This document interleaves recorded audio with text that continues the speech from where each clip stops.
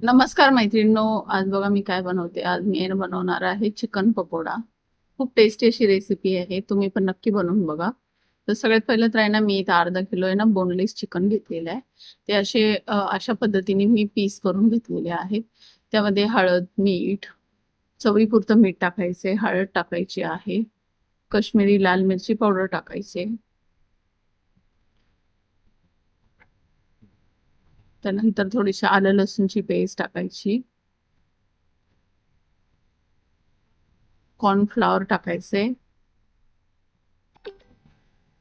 लिंबू टाकायचा आहे, बेसन टाकायचंय, 2 चम्मच बेसन टाकलेले, 2 चम्मच कॉर्नफ्लॉवर, 2 चम्मच बेसन टाकलेलं आहे आणि 2 असे लिंबू टाकलेले आहे त्याच्यामध्ये.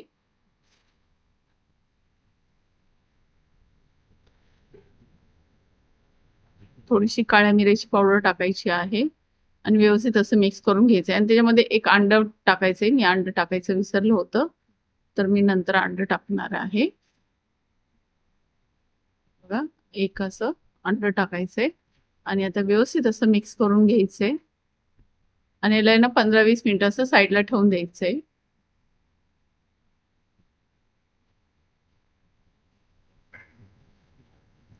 मिक्स झालेलं आहे.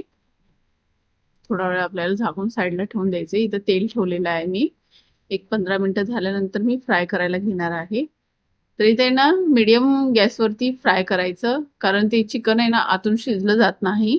आपण एकदम फास्ट गॅसवरती शिजवलं ना, म्हणजे फ्राय केलं ना, तर आतून ते कच्चं राहतं. त्याच्यासाठी आहे ना मीडियम गॅस करून आपल्याला हे पकोडे बनवून घ्यायचे आहेत.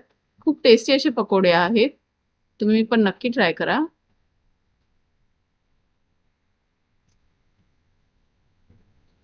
तर बघा, मी असं मीडियम गॅस करून आहे ना, हे असे पकोडे एकदम क्रिस्पी होईपर्यंत फ्राय केलेले आहे. तर अशाच पद्धतीने मी सगळे पकोडे फ्राय करून घेणार आहे.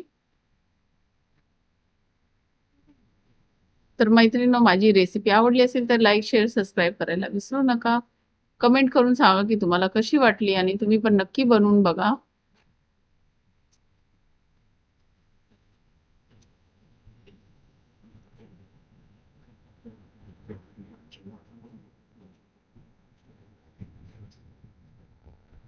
तर बघा, सगळे असे पकोडे फ्राय झालेले आहेत आणि मस्त असं सर्व्ह करायचे आहेत. तुम्ही असेच खाऊ शकता, नाहीतर याच्यासोबत फ्राईड राईस पण बनवून खाऊ शकता. तर मस्तच असं झालेलं आहे. चला तर मग या खायला. बाय.